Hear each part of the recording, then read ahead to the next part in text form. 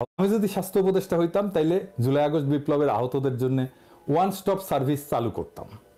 ঢাকা শহরে কোনো একটা কম ব্যবহৃত হাসপাতালের পুরোটা বা একাংশ নিয়ে কাজটা শুরু করতাম। আমি যেহেতু 6 বছর দেশে নাই, তাই জানি না কোন হাসপাতালের অবস্থা কেমন। যখন দেশে ছিলাম তখন সোহরাওয়ার্দী হসপিটাল ছিল সবচেয়ে আন্ডার ইউটিলাইজড হসপিটাল। যাই হোক, ওইখানে আহতরা রেজিস্ট্রেশন করতে পারতো। ওই হাসপাতালে আমি চক্ষু, thoracic surgery, orthopaedics, casualty, gastrointestinal surgeon, neuro surgery, ICU, high dependency unit, physiotherapy, psychology counselling, plastic surgery, কৃত্রিম অঙ্গ সংস্থাপন ইউনিট এক জায়গায় আনতাম। হাসপাতালের ক্যাটারিং সার্ভিসের দায়িত্ব দিতাম স্টার রেস্টুরেন্টকে, হাউসকিপিং এর দায়িত্ব দিতাম পূর্বানী হোটেলকে। বাংলাদেশের সেরা ডাক্তারদের, সেরা নার্সদের এখানে পোস্টিং দিতাম, তাদের ন্যাশনাল হিরো বানায় দিতাম। চিকিৎসার পূর্ণ দায়িত্ব নিতাম। যাদের বাংলাদেশে চিকিৎসা সম্ভব না তাদের এইখান থেকেই বিদেশে পাঠাতাম। আমি হয়তো সিলেক্ট করতাম মালয়েশিয়া, কিছু ডাক্তার হায়ার করতাম কিউবা থেকে, ওরা টাকার বিনিময়ে ডাক্তার দেয়। আহতদের প্রত্যেককে আলাদা টিভি আর ল্যাপটপ দিতাম, ফ্রি হাই স্পিড ওয়াইফাই থাকতো।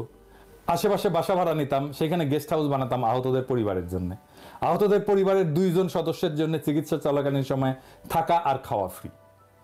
একটা পুনর্বাসন ইউনিট করতাম, ওইখানে কিছু বিজনেস গ্র্যাজুয়েট বসায় দিতাম। তারা প্রত্যেকের পুনর্বাসনের জন্য আলাদা পরিকল্পনা আর আলাদা বাজেট করত। এই বাজেটের জন্য আমি প্রফেসর ইউনুসের পিছে লাইগা নাই থাইকা বাংলাদেশের বিজনেস টাইকুনদের ধরে কইতাম এরে পুনর্বাসিত করার টাকা দেন। বিজনেস টাইকুন আগে আমার 2 বার সালাম দিত, তারপর কইতো যথা আজ্ঞা জনাব। একজন আহত চিকিৎসা সম্পূর্ণ করে ফিরে যাবে, তাদের নিয়ে পত্রিকা আলাদা স্টোরি করতাম। বলে দিলাম, এখন দেখেন আপনারা যা ভালো মনে করেন। তো এটা দেখে স্বাস্থ্য উপদেষ্টা ডিজি হেলকে বললেন, পিনাকির সাথে কথা বলো, প্ল্যানিংটা ফাইনাল করো। ওই সময় ডিজি হেল ছিল আমার ঘনিষ্ঠ বন্ধু, ক্লাসমেট সুমন নাজমুল। সো আমারে ফোন দিল। মুশকিল হচ্ছে, যারা যখন কোনো দায়িত্ব পালন করে তারা তার কাজকে জাস্টিফাই করে এবং সে বলার চেষ্টা করে তুমি যেটা বলছো আমরা সেটাই করছি।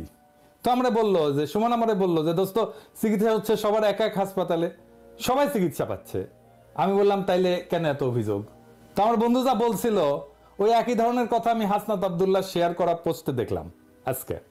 সেটা হচ্ছে, এই আহতদের কেউ কেউ ছাত্রলীগের বিপ্লবী পোলাপানের হাতে মাইর খেয়ে এখন বিপ্লবী সাচ্ছে, এদের সাথে ছাত্রলীগের যোগাযোগ আছে।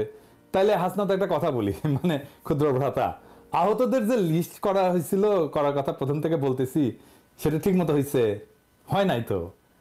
যদি হয়তো তাহলে ছাত্রলীগ করা লোক কিভাবে আহত হিসেবে, বিপ্লবের কর্মী হিসেবে হাসপাতালে ভর্তি হয়? ছাত্রলীগকে আমরা চিকিৎসা দেবো না তা না, চিকিৎসা দেবো, কিন্তু বিপ্লবের কর্মী যে অ্যাটেনশন পাবে, যে সাপোর্ট পাবে, সেটা তো ছাত্রলীগের কর্মী পাবে না। ছাত্রলীগ কানেকশনের কথা আসতেছে কেন এখন? লিস্টটা করছে কে তাইলে? ছাত্রলীগ তো করে দেয় নাই। কে লিস্ট করছে আর কে ভ্যালিডেট করছে? আহতরা কি সেই লিস্ট থেকে আসছে? আহতরা নাকি সুস্থ হয়েও হাসপাতাল ছাড়তে যাচ্ছে না। তো এই যে প্রবলেম, এই প্রবলেমটা সলভ হয়ে যেত আমার পরিকল্পনায়।